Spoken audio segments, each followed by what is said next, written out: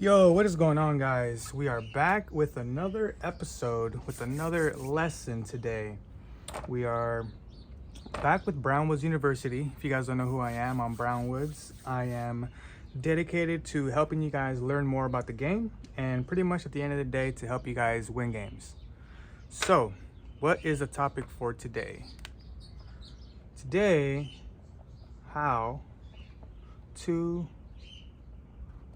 build a deck. How to build a deck.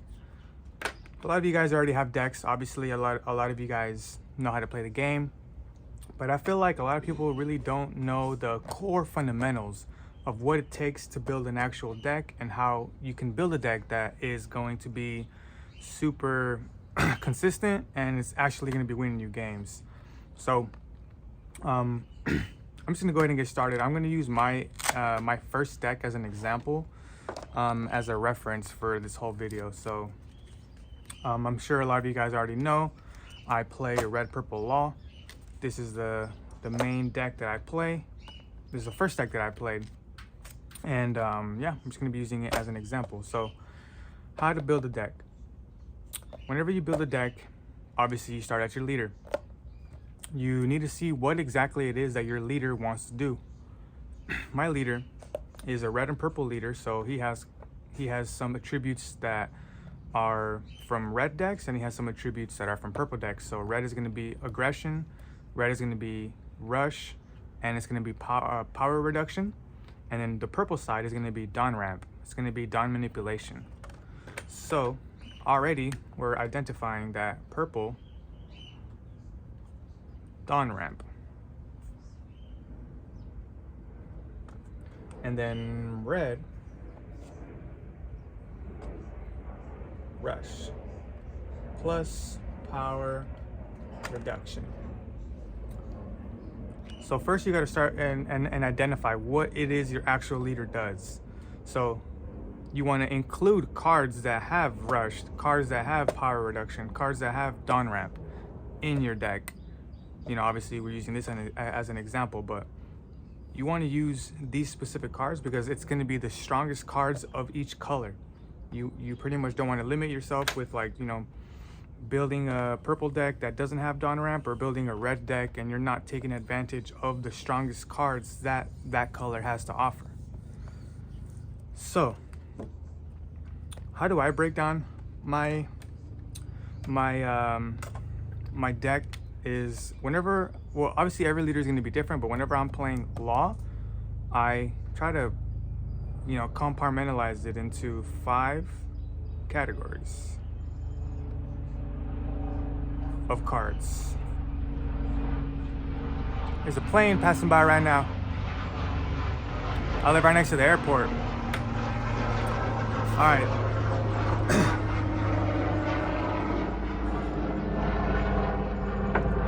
5 categories of cards. Category 1 is going to be blockers. How many blockers does this deck have, right? Obviously, a lot of the blockers, or one of the blockers, is Captain Kidd, and Kidd serves as 2 different categories, right? So blockers is going to be the first category. The next category is going to be dawn ramp. Right? Some cards are going to be falling into more than one category. The next one is going to be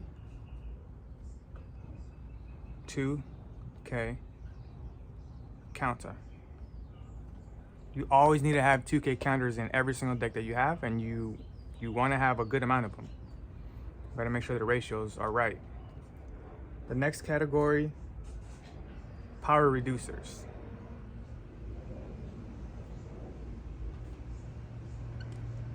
And then the last and final category, which is going to be pretty much the same category across every deck that you play, it's going to be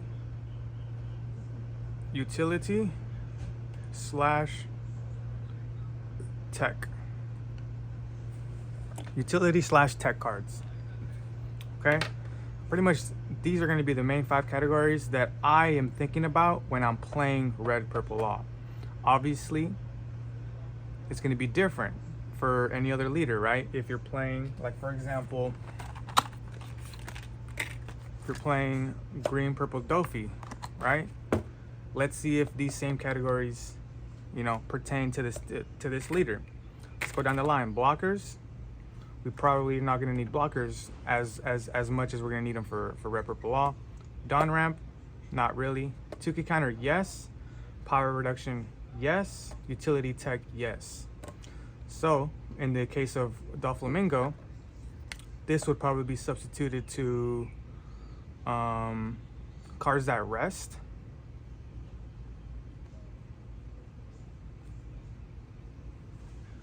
Right?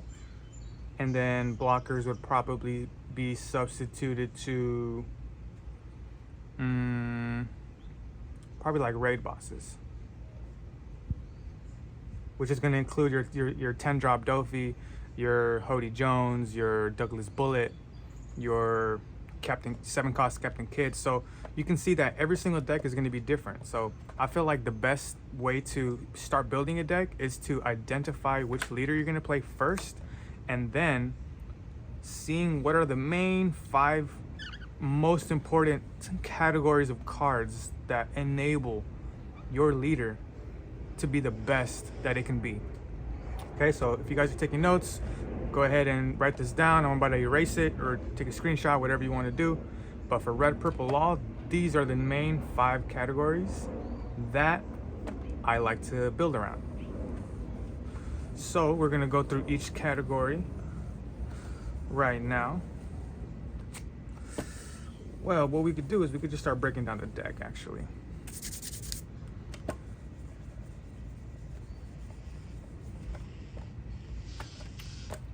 Okay, so we're just gonna go down the line and just start organizing our cards that fall into those categories. So we'll just put blockers, and then we have 2K, and then we have power reducers, and then we have, what are we missing? Dawn ramp.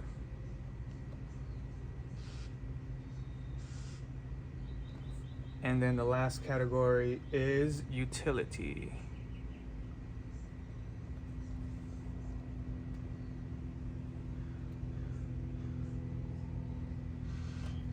All right, so let's see how I have my deck broken down. So power reduction, blocker, power reduction, blocker, dawn ramp, power reduction, utility, dawn ramp, reduction, utility, 2K counter, but also serves the utility function, reducer, dawn ramp, utility, blocker, also serves us the function of dawn ramp and blocker, Otama, blocker, 2K, but also serves as utility of power reducer. So you see a lot of these cards are going to be falling into 2 different categories, which is completely fine. If you have a card that can fulfill 2 functions, that's obviously better than if it fulfills only 1 function. So we'll go utility for the Reijus, blocker, Reiju.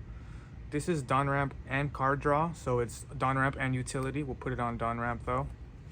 Rush, reduction, blocker, utility, blocker, dawn ramp, rush, reducer, 2K, right? Yeah, 2K. Dawn ramp, blocker, reduction, blocker, dawn ramp, utility, ramp, here,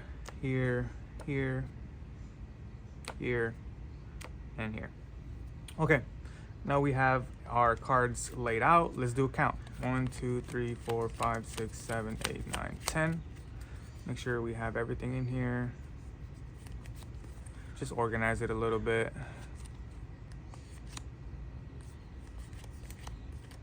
Okay, so we have 4 Kid, 2 Queen, and 4 Shariah. That's 10. So we have 10. Next is our 2Ks. 1, 2, 3, 4, 5, right? 1, 2, 3, 4, 5. And then we have also our Penguin 2Ks. 6, 7, 8, 9. 9 2Ks. Power reduction. 1, 2, 3, 4, 5, 6, 7, 8, 9, 10, 11. Just want to organize these, make sure I'm not missing any. 1, 2, 3, 4. 1, 2, 3. 1, 2, 3, 4. 1, 2, 3. 6, 7, 8, 9, 10, 11. Oops. So we're just doing a count right now, just to see how many of each we have. Dawn ramp. 1, 2, 3, 4, 5, 6, 7, 8, 9, 10, 11. Plus the kids. 12, 13, 14, 15. 15. And now we have our utility. 1, 2, 3, 4, 5, 6, 7, 8, 9, 10, 11, 12, 13. 13. Okay. So now that we've done a count, now we look at the numbers, right? My goal in building a deck is to have all of your numbers be as close as they possibly can. So right now we're looking at my deck, right? We're using my deck as an example. This got scratched up a little bit. So we got 10 blockers. Why do I have 10 blockers? Because sometimes I'll be running against Yamato matchups and I need to have 10 blockers. I need to have, obviously, staple 4 of these. Some people run 1 more of these. I'm running only 2 because I feel that the Dawn minus is kind of hurts you sometimes when you have to play it early. And then for Shariah's, because I feel like Shariah is just super strong. So I have a justification for why I have this exact ratio of blockers. A lot of times I've been losing to Yamatos where I need to have 3 blockers on the field when Hody Jones comes out. So, you know, that's going to be that main reason. So 10. All right, cool. 2Ks. Why do I have these 2Ks? Okay, I'm going to explain to you why, right? So this isn't just a random assortment of cards. Like, this is built this way because I've battle tested it. I've lost to certain matchups, you know, so I've teched cards in to be able to function as both utility and 2K. Like for this Sanji, for example, I carry 3 Sanjis specifically for people that starve me, like Queen players, NL players, any type of leader that just wants to starve Red Purple Law. And if you don't have this card, you're in for a very rough time. So yeah, there are other 2Ks. I know OPO7 just came out and the purple Sanji is a very popular option that a lot of people are turning to. But I just feel like this 2K Sanji it just gives you way more value than the purple Sanji, the new 2K, because he has an added effect where he can get you out of he could win you a game by himself if you draw him and you play him and you completely cancel out someone that's starving you. Whereas the other Sanji, he can't win you a game by himself. He's just pretty much a 6K body that you can cheat out after you Dawn minus. So I mean, I'm still testing that Sanji, but as far as right now, I definitely prefer this 2K over that 2K. So again, if there is a new card that you want to introduce into your deck, you have to see where it falls and you have to see the other options that serve the same function that card does. Like for example, if you wanted to put that new purple Sanji into this deck, I would first look at, okay, which cards do the same thing that card does. All right, it's a blocker, and so I would either look to replace it with this stack or with something from this stack because it's a blocker 2K. So I would look into these two decks, into these 2 stacks of cards to see who I want to sub out. In this case, it would probably have to fall to this Sanji. So me personally, do I want to switch out that purple Sanji with this one? For the time being, no. So that might require some future testing, but as of right now, that's my justification for having this, right?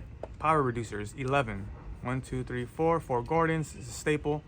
1, 2, 3, 4. 4 Maxes. This is pretty different amongst people. Some people like to run 3, some people like to run 2. I just like to run all 4. This is one of the most broken cards in the game. One cost -3. Can't get any, much better than that. And then I run 3 Film Law. Why do I run 3 Film Law? Because I run 2 Otama, right? So in these function very similarly. They both are on play minus 2k. So I don't want to have too many Otamas, and then, you know, I have too many laws as well. So I feel like if you have more of these, then you have to go down in these. Or if you have more of these, then you have to go down in these. So this is the balance that I like, especially in the meta now with a bunch of, especially because of Blue Dofi. Blue Dofi's been making a comeback, so there's going to be a lot of 5k bodies that are going to be on the field. Also for the Law Mirror matchup, having this is super good. This is obviously really great as well, but for right now, I'm rocking with this as a higher priority than Otama. But again, I have both in the deck, so they're both really very strong. So we're gonna have 11 power reducers. Moving on to the Dawn ramp, we have 15. So obviously this is gonna be the highest number that I have, because my main ability is -3 Dawn, right? So the biggest drawback of my whole deck is my leader ability, which is going to be giving me -3 Dawn. So if I have 15 Dawn rampers in my deck, it's just going to make that so much easier to come back from. So let me just organize this for y'all. There we go. So starting off with obviously the Penguins. Penguins are 2k, and they're the best Dawn ramper for Red Purple Law. No explanation really needed. On play, if you have 3 or less Dawn cards, add 2 Dawn rested. So you're pretty much going to always be playing him on the second part of Shambles, but a lot of you guys already know that. Irreplaceable, irreplaceable for the time being. Moving on, we have 2 Bonclay. I only run 2 because mainly I've only come across 2. I'm still, you know, looking for 2 other Bonclay, but you know, this is the perfect example that goes to show that you don't need to follow what everyone else is doing to be able to build a strong deck. I only have 2 Bonclays, and this might seem like a sin, right, to a bunch of other people. Like, oh, like, how come you're like, it's like, why aren't you running 4? It's dumb if you don't run 4. You're cheating yourself. Yeah, you may think that, but you know, I have a lot of wins with this deck right here. So let me explain to you what I've learned by having 2 Bonclays. So pretty much, I feel like Bonclay is a really great card. Dawn ramps you, and then he also mimics a character's power on attack. One drawback of Bonclay, though, is he is easily removed. He's easily removed. Whenever he's rested, he's going to be at 1k. Anyone can swing into him. Obviously, the on-play +1 Dawn feels amazing. So whenever you do get him off, it feels great. But in the mirror matchup, he gets shambled for free. Nico Robin, I think the 1-cost Nico Robin KOs it for free. You know, there's a lot of cards that get rid of this card for free. 9-cost Whitebeard gets rid of it for free, right? Like, as good of a card this is, you know, I only had 2, so I had to build my deck around the fact that I only had 2. So, you know, if I only have 2 of these, then, you know, obviously I'm going to have to, you know, add 2 other cards that are Dawn rampers to make up for the fact that I only have 2, which moves us on right into our next spot, Nico Robin. Nico Robin serves a cool function because she is a utility as well as Dawn ramp. She's going to be giving us a Dawn and a card and a card draw. So super strong card, no counter, so that's the only bad thing. But I like to combo her, not combo her, but I like to make sure that if I have this in hand, and you know, it's a dead card in hand, if I play the queen on play, trash 1 card, trash this, draw 2, right? So there's ways that I can get around her being a non-counter, right? So she's super strong for me. I feel like what she does for me in my deck is, you know, obviously look, I have 13 utility, right? This is a super aggressive deck, but in the off chance that I want to play slow and I want to scale into the late game, this is the card that I look for. I don't shambles when I play her. I just play her, draw a card, ramp a Dawn, and just, you know, swing with lead or whatever, and then pass. And next turn, I'm at what am I? 8 Dawn. That's crazy. Play her for 5, ramp up to 6, draw 2. Next turn, I'm at 8 Dawn. Like that's insane. So I really like her to kind of slow the game down sometimes.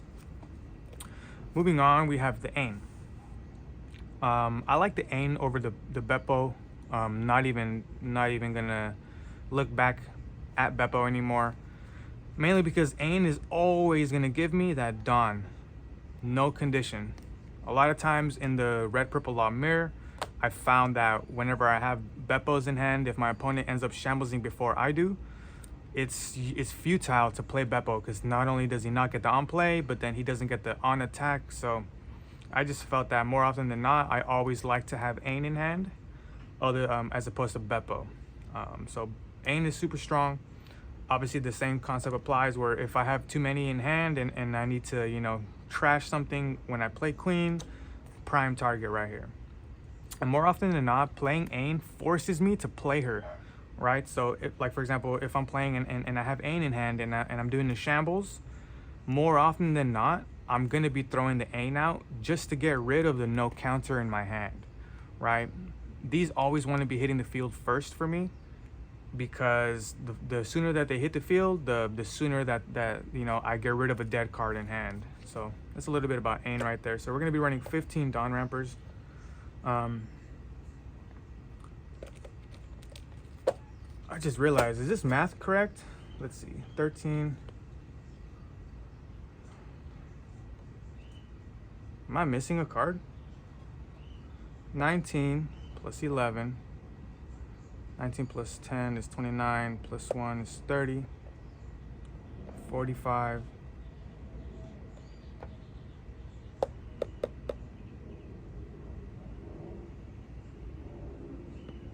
Oh no, this is different because the numbers are different because I'm counting different cards in different stacks. That's what it is. All right, cool. I was tripping out for a second. I was like, wait, this is more than 50 cards, but some of these numbers include cards from different piles. So moving on to our utility. So let me just organize this for y'all. Yeah, you guys are gonna like this.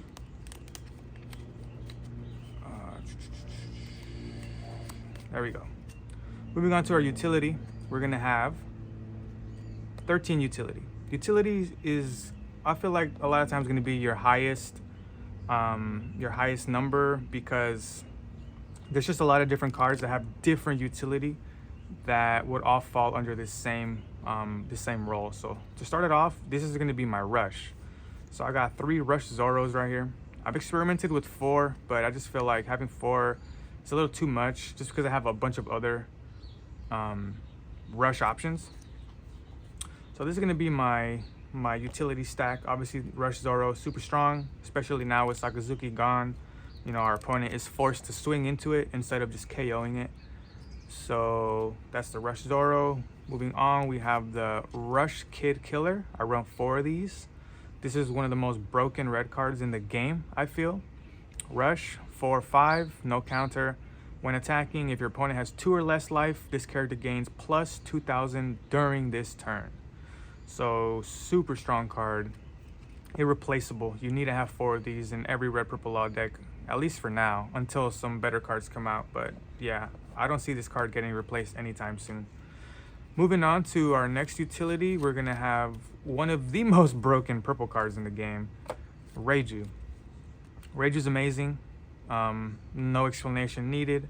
Reiju is just going to be giving you the option to draw 2 cards every time you play her, pretty much. Whether you're shamblesing and then playing her, or after you shambles the following turn and you just hard play her. Super strong, beautiful alt art. I love this card right here. Irreplaceable for now, I feel. So amazing. I love playing that card. And then my last utility spot is going to be 2 Gamma Knives. Why do I run Gamma Knife instead of, like, you know, some more Otamas or anything, or Fire Fist or anything like that? I run this mainly because of the 8K demons that are out there. The 8K demons, when I refer to as 8K demons, I mean the 8 cost Katakuri, you know, 8K power.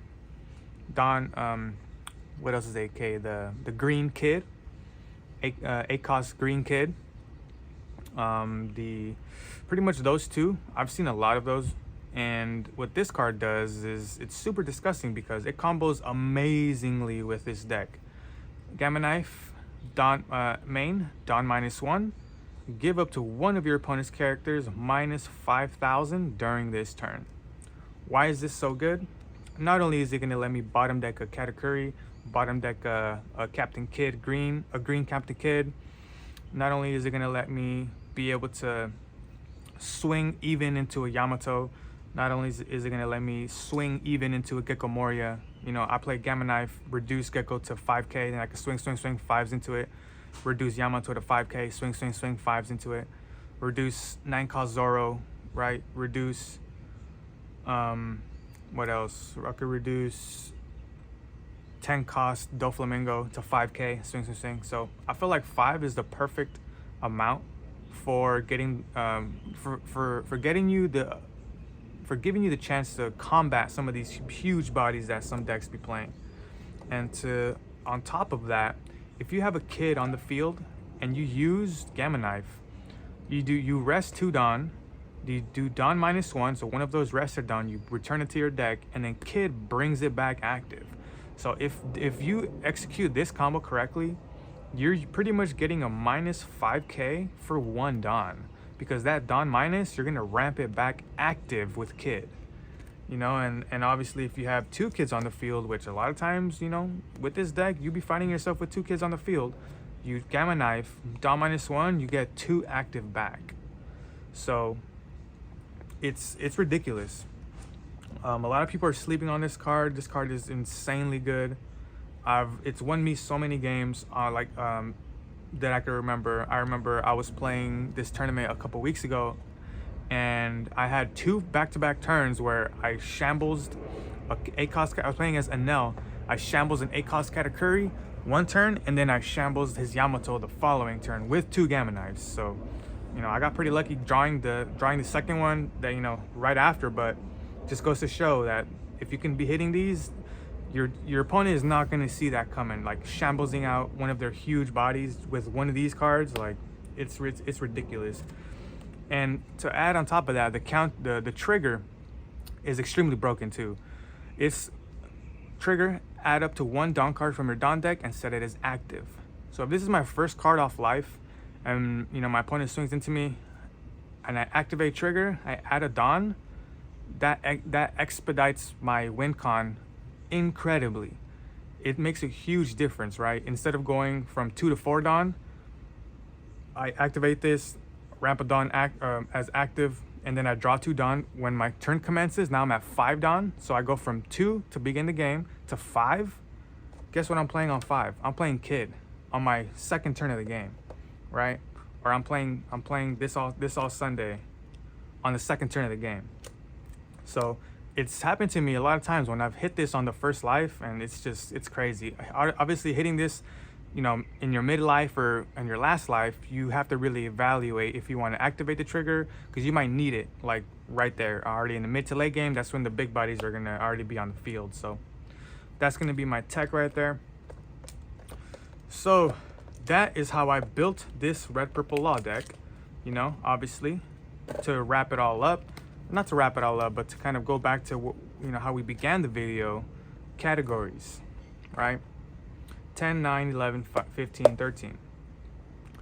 So how do we tweak this, right? You obviously build a deck, and then you have to go play. You have to win, you have to lose, you have to see what worked. You have to, you know, obviously if I'm playing and I feel that I have too many reducers, right? Which it's happened to me in the past. I had a game where I had like Otama, Gordon, Max, and then like a Buena Festa when I used to run Buena Festa in hand. And then in that moment I realized, like, damn, I have way too many small units. Like I have too many reducers, I have too much utility. I have to even out these ratios. I had too many cards in here, right? And not enough cards in here. So I went to the drawing board. I wrote this out, right? I took my notebook out. I wrote blockers, 2Ks, power reducers, Dawn ramp, utility. I found the cards that I like to use in the way that I play the game, and then I started counting them. And then I noticed, oh wait, I have way too much of this, way too little of this. So right off rip, looking at this, I can already tell you, okay, an adjustment that I can make is I could probably bump this up +2 to go up to 11, right?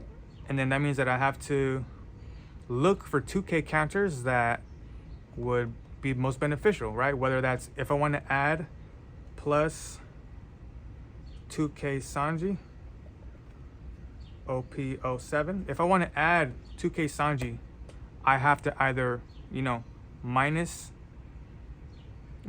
2 cards from here or minus 2 cards from here, right? I could do like -2 Shiraya, because if I add the 2K Sanji, I'm gonna still be at 10 blockers, and now I'm gonna be at 11 2Ks. You know what I mean? You saw how I did that? So I literally increased this number by 2 by taking out 2 Shirayas and adding in 2 2K Sanji blockers, right? So now these ratios are a little bit better, right? 10, 11, 11, 15, 13. Okay? Just so you guys can see how writing this out can really help you see what your deck is and see which area you're lacking. See what you can use or what you can add to your deck. Okay, erase this. So another reason why, or I guess I would call that the golden ratio. I like calling it the golden ratio. Your deck wants to have the golden ratio. And what do we mean by the golden ratio? Obviously, if you divide your deck into 5 categories like we just did, blockers, dawn ramp, power reducers, 2K, and utility, the closer those numbers are to each other, the highest probability you're gonna have that whenever you shuffle your deck and you draw 5 cards off the top, one of each card is going to be one of each of your categories, right? Obviously, if your deck is a little too heavy on one, you might see too many of those of that category of cards. So in my experience, I found that the closer you have those ratios, the better it's going to be for whenever you draw. So I just did a really quick shuffle. I didn't do like an actual shuffle. So let's see. 1, 2, 3, 4, 5. So we have 1 dawn ramp, 2 power reducers, 2 utility. This is a great starting hand right here, right? On first dawn turn, I'm going this. 3 dawn turn, I'll probably swing 5 and then swing 5 with him. 5 dawn turn, I'll go kid. If he's gone, I'll go shambles nobody or a searcher to play this. Draw 2. Boom, boom. Well, technically these would be in my life. 1, 2, 3, 4. You know, boom. Let's see. Dawn ramper, utility, dawn ramp, rusher. Like these ratios is feeling nice. Blocker. So you can see that if you have your golden ratio correctly, if all of your cards and all of your categories are as close to themselves as they possibly can be, you're just gonna have so much of a stronger deck in the end. So make sure to get your categories right. Let me know if you guys have any questions. So that was how to build a deck with the golden ratio. If you guys have any questions, let me know in the comments or jump in my Discord. I have a bunch of people in there. We're constantly talking about the game. We're constantly, you know, helping each other out, building decks, giving each other tips, advice. The link will be in the description below.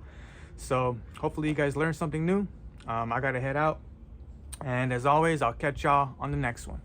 Later.